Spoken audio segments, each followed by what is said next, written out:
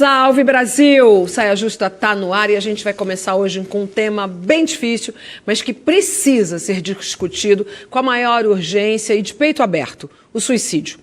A gente precisa quebrar o silêncio que envolve essa opção radical e abrir caminho para uma conversa franca sobre o assunto. Só assim a gente vai poder avançar no entendimento e na prevenção desse tipo de morte. Os dados recentes, levantados por organizações nacionais e internacionais, sugerem muita atenção. Recentemente, aqui na cidade de São Paulo, num espaço de 15 dias, 3 jovens se mataram. Todos eles estudantes do ensino particular. Amigos, colegas, parentes vão ter que aprender a conviver com o luto e com os estigmas dessa morte. E todos nós temos que aprender a olhar para esse tipo de situação com menos receios de tocar no assunto. Vamos quebrar esse tabu, minha gente. O importante é só uma coisa: ajudar. Para isso, a gente convocou a doutora Karina Okajima Fukimitsu. Está com a gente essa noite. Falei certinho o seu nome, né? Nem ensaiei. A Karina é uma psicóloga, ela entrou muito rápido no combate, ou no socorro, na verdade, a palavra é socorro, né? No socorro às vítimas de desse colégio, porque vítimas foram todos eles. Ela é especializada no tratamento da dor causada pelo suicídio, autora de diversos livros, um deles eu vou mostrar daqui a pouco. E, Karina, a pergunta genérica que vai abrir a nossa conversa é: o que está acontecendo com a juventude que a gente não percebeu? O que está acontecendo não somente com a juventude, mas com todas as pessoas, com o ser humano, é que a gente não tem espaço para sofrer, a gente não tem espaço para falar dos nossos sentimentos inóspitos, para aquilo que é tristeza, raiva, angústia, decepção, frustração. Então, o que aconteceu com os adolescentes é só a ponta do iceberg do que tem acontecido com a nossa vida. A gente não tem espaço para o sofrimento e que isso é do humano. Então, esta ideia do suicídio aparecer e ser conversado, e aí por isso eu parabenizo o programa, porque a gente precisa trazer à tona esta necessidade da gente ofertar acolhimento ao sofrimento. Mais do que o programa, a escola que assumiu a questão teve uma atitude muito honrosa, porque até então era um assunto escondido. Pipoca aqui numa escola, pipoca ali noutra escola. A gente vai ouvindo. Há anos isso. Os grupos de WhatsApp das mães deram mais visibilidade. Mas o fato desse colégio chamar a senhora para ir lá ajudar os alunos é um fato novo no cenário. É um fato pioneiro. Até porque o que a gente pode pensar, assim, já no dia seguinte em que o primeiro caso de suicídio aconteceu, a coordenação e a direção me chamaram. Foram 2, numa semana de diferença. Isso. Então, assim, no dia seguinte em que houve o suicídio, então eu fui chamada, exatamente com a proposta, assim, e com o pedido: o que nós podemos fazer para acolher os nossos alunos, para acolher os pais. Qual é a sua resposta? E aí eu falei: com certeza. Mas a sua Exatamente por quê? Porque é importantíssimo a gente se posicionar em relação ao suicídio. Porque todo mundo sabia que tinha acontecido a morte por suicídio, só que fica aquele diz que, e quando a gente não legitima o sofrimento, quando a gente não legitima e não confirma a realidade que está acontecendo, isso causa maior perturbação. É porque durante a vida inteira a gente sempre ouviu falar que a gente não podia falar de suicídio.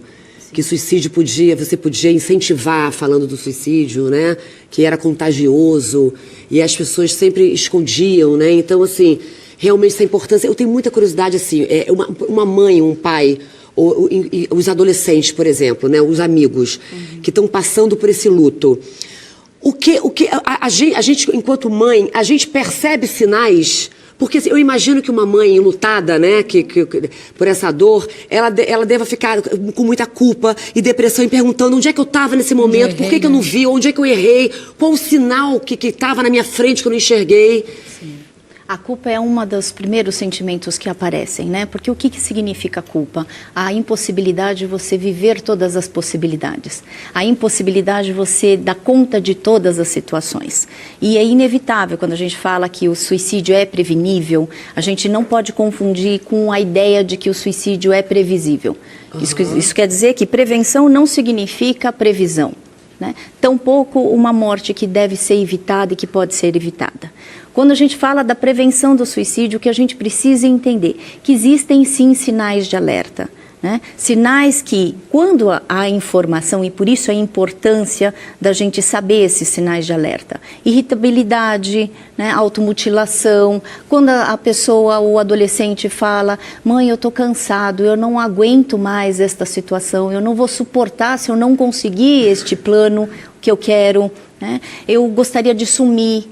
Então, são sinais que a gente vai tendo. Né? Eu vejo tanto essa resposta, eu fico aqui olhando para a Pitty, porque a Pitty é uma menina que se comunica muito com juventude, é uma jovem que já teve várias crises, as crises dela, que ela consegue transpor para as letras da música dela. Então, a gente aqui está se olhando e o que eu estava pensando é, quantas dessas coisas que ela está falando, talvez você tenha ouvido, ou jovens que você conhece, tenham ouvido da mãe a seguinte resposta, isso é coisa da adolescência.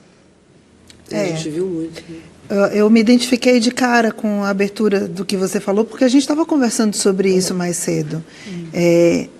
Legitimar o desejo do jovem, ouvir aquele jovem, não desmerecer aquilo, entender por que ele está falando aquilo, não ter medo de olhar para esse sentimento negativo, que não é do humano. Não achar que é coisa eu acho que da a gente adolescência. tem duas coisas, eu acho que é também, né? Mas Que a adolescência no sentido é uma de desordem desmerecer. completo. Não de desmerecer, mas eu acho que duas coisas nisso. Que eu acho que, a gente é criado para ser sempre feliz. A gente não pode sofrer, é como se fosse um sentimento menor, é como se você fracassasse quando você estivesse angustiado. E a segunda coisa é você tratar, talvez, esse cansaço como uma coisa... você é covarde, você não aguenta, você... Eu acho que dar essa voz, permitir que o jovem diga e expresse esse cansaço, não ter tabu realmente para falar sobre suicídio. A gente trata na nossa sociedade como pecado ou como... A religião você vai trata pro como inferno. pecado. Sim, a nossa criação judaico-cristã, né? A gente tende a não querer olhar realmente para isso, por medo de um castigo divino, de qualquer coisa que o valha. Dar voz, deixar que a pessoa expresse isso, mesmo que seja um sentimento ruim, horrível. Imagina, você escutar um filho dizendo isso, bom não é. Karina, o que você ouviu dos jovens colegas? Você teve nas salas de aula? Ainda não, mas eu já falei com algumas pessoas. E foi individualmente? Sim. O que eles falam para você? Eu acho que assim, quando a gente fala de suicídio, a gente fala eu aproximo como se fosse um tsunami. É um impacto que acontece, tira o nosso chão, avassala. A gente vai precisar lidar com 3 ideias que normalmente eu associo. Primeiro, a impotência. Segundo, o não saber. E terceiro, a aceitar e respeitar a falta de sentido da pessoa que se matou. Né? Então, assim, a gente sempre chega com várias elucubrações por que esse suicídio aconteceu. Né? E a gente nunca vai saber a resposta, porque com o suicídio vai embora a verdade. Ou seja, a pessoa leva a verdade juntamente, né, com ela. Né? O que a gente sabe é que normalmente existia um sofrimento intolerável, um sofrimento intenso, né? Um sofrimento que houve uma tentativa, provavelmente de comunicação, e a pessoa comunica em morte aquilo que ela gostaria de ter comunicado em vida. É uma comunicação, suicídio. É uma fala. Porque é um ato de comunicação. O jovem não está totalmente formado ainda, né? Então, assim, tudo que o jovem está sentindo, ele não está sabendo nem elaborar aquilo, ele não sabe nem verbalizar exatamente o que está sentindo, e muitas vezes não sabe também que aquilo vai passar. Porque,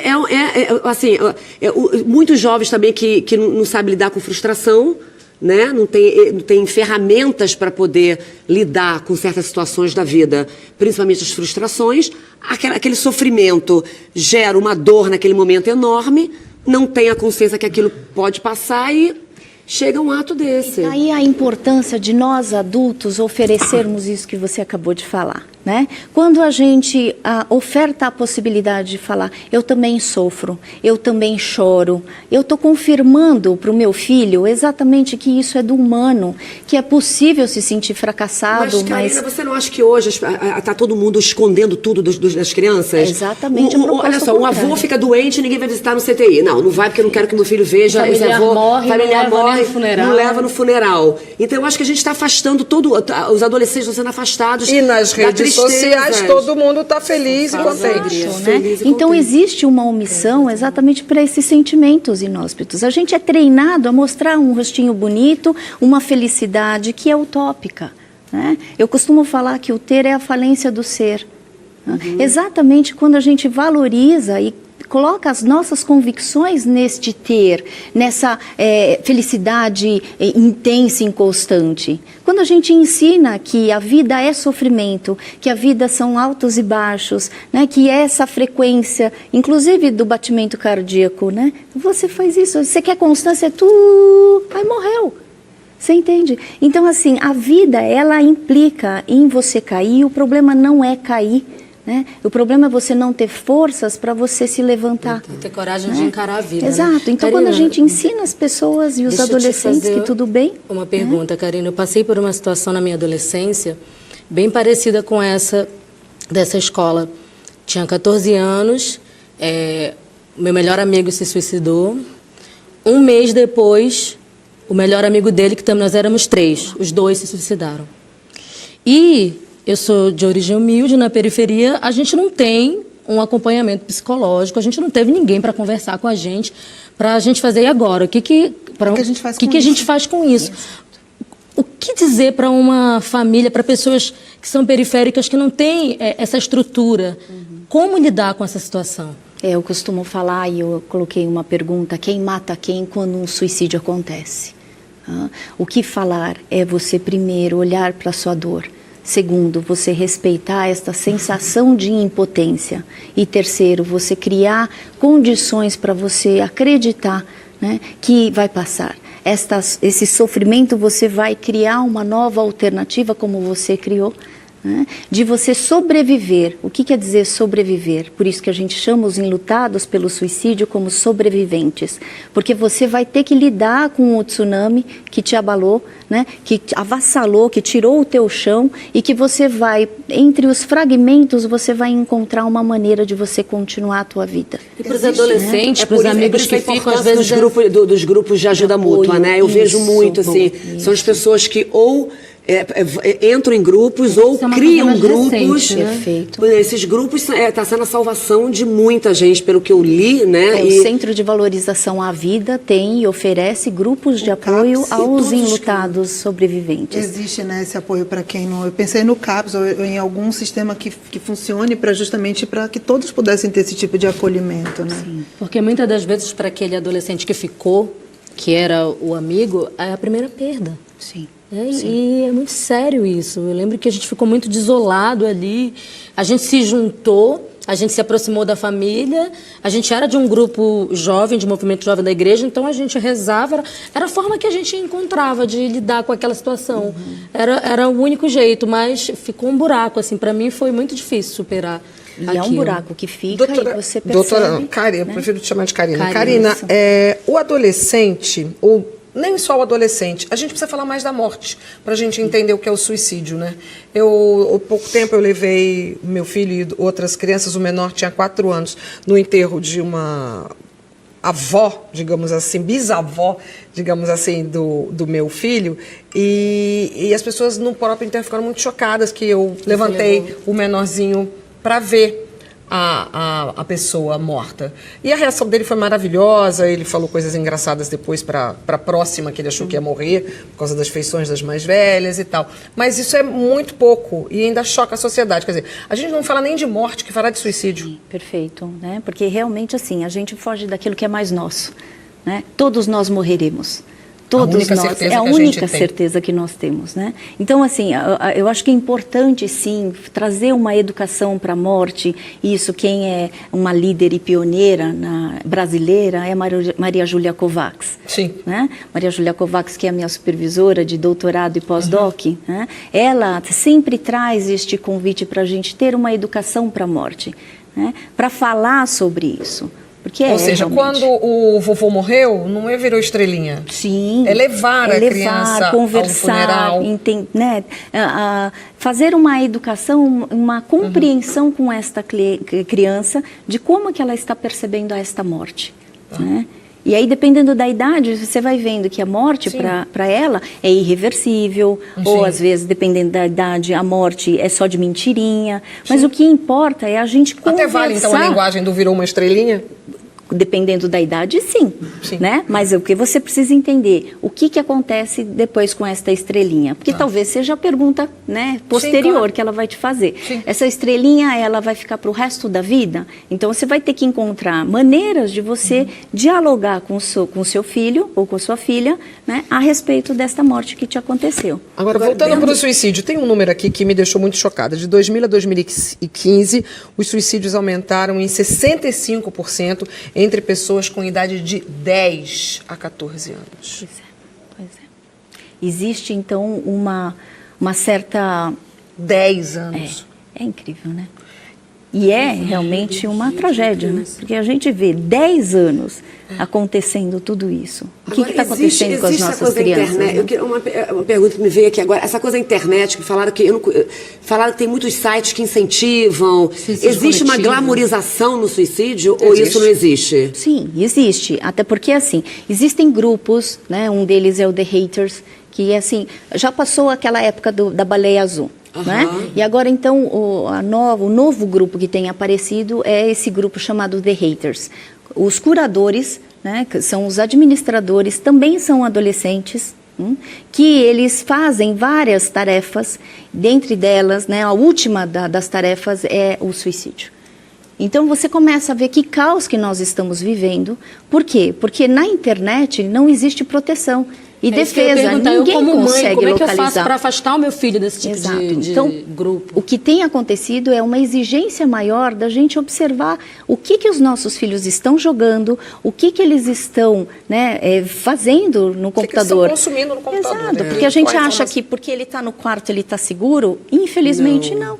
Então, E você acha que isso é uma coisa... Eu fiquei pensando se isso é uma coisa extremamente contemporânea, se a gente pode traçar um paralelo com outras gerações, assim, para ter esse tipo de influência.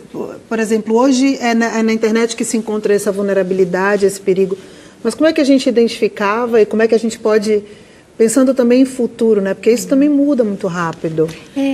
A tecnologia, ela trouxe várias, né, coisas boas, mas o que ela também trouxe é essa falta de controle.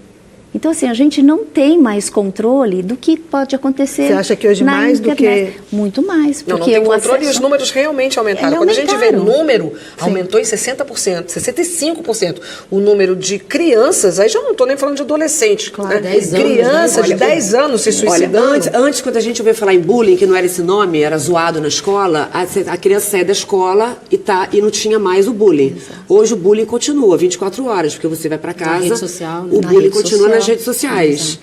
Então, e é uma coisa que você não consegue controlar, né? Porque por mais que você fale, eu não quero que passe, isso vai estendendo e vai virilizando de uma maneira que você fala, gente, eu perdi o controle das coisas. Então tem, né? E eu acho que essa ideia dos aumentos dos suicídios é uma coisa que a gente precisa falar, gente. Qual a melhor a forma gente de abordar um perdeu adolescente o controle. de 10 a 14 anos? Primeiro é explicar sobre esses grupos, né? É você falar que... Primeiro, acho que a gente não tentar falar com 10, é a gente começar a conversar com 1. Perfeito. Que eu acho que é aí que a gente está perdendo. Perfeito. A família está perdendo o contato. A gente trabalha demais. A gente fica muito tempo demais fora de casa. Nós 4 aqui também.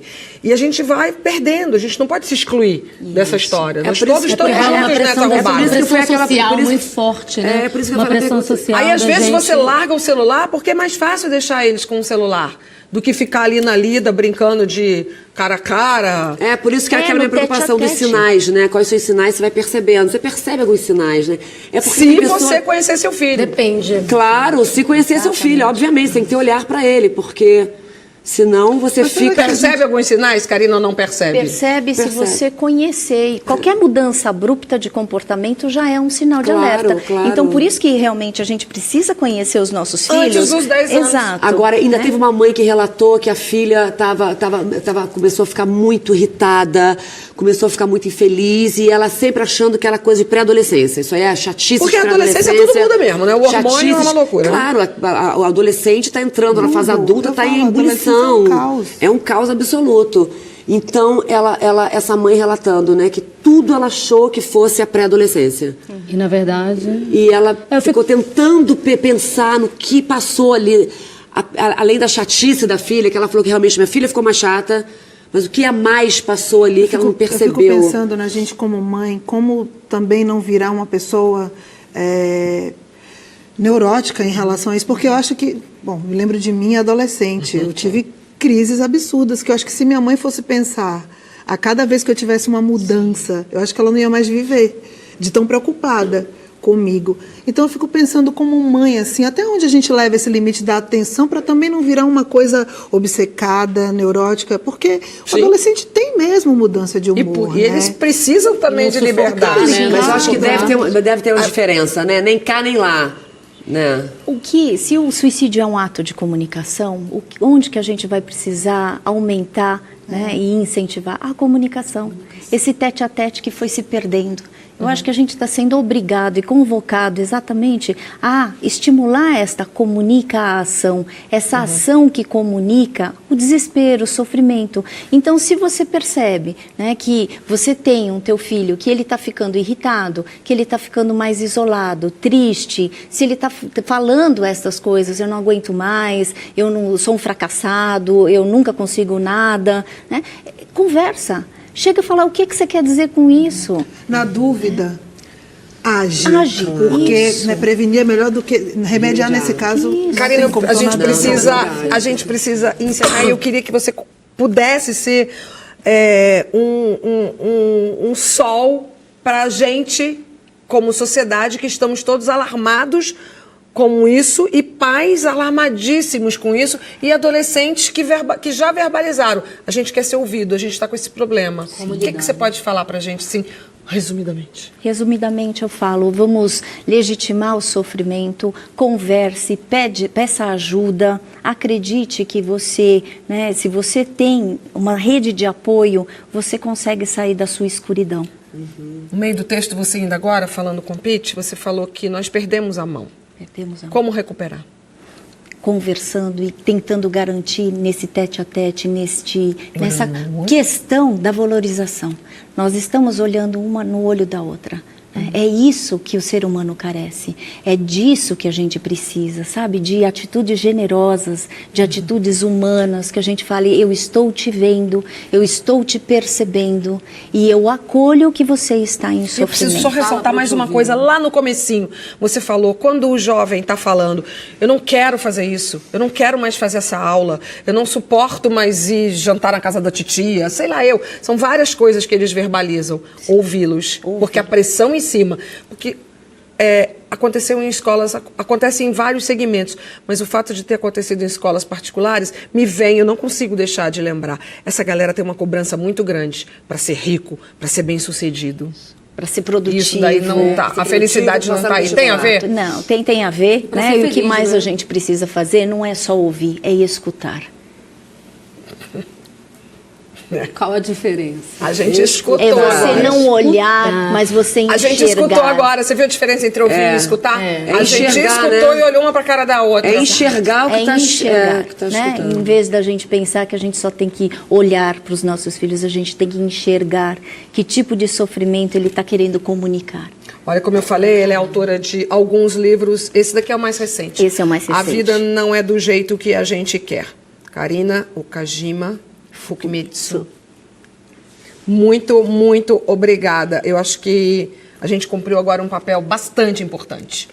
Né? São 35 anos de televisão e a gente nunca pôde falar de suicídio porque a gente fica assim, não, mas parece que não pode. É ruim falar. Vai dar ideia, dá ideia pra maluco. Não. Tabu, achar de vergonha. Quebramos. Cá, daqui a pouco vamos falar sobre dinheiro e amor. Ô tabu, hein? Mistura tudo ou cada um fica com a sua planilha de Excel? Conta pra gente usando a hashtag Saia Justa no GNT.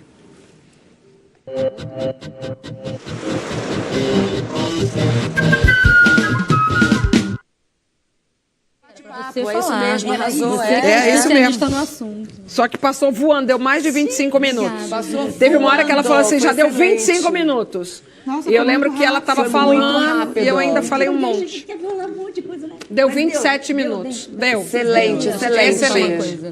Para mim, que sou uma mãe à distância. Que Como bom. é que faço para me comunicar mais com meu filho? Se aproxima dele mesmo à distância. Mesmo a É o que distância, temos já pra faço. hoje, a gente É o que lida, temos. É o que né? temos. Ligo pra todo hoje. 3, 4 vezes por dia, faço ligação de vídeo. Então, é se mostrar presente na tua condição que você pode. Porque quem dá mais do que pode já está dando o que não pode. Né? Então, a gente tem que saber os nossos limites e ofertar aquilo que a gente pode. Porque não é porque você fisicamente... Tchau, Hebe! Muito obrigada. Tchau, Hebe.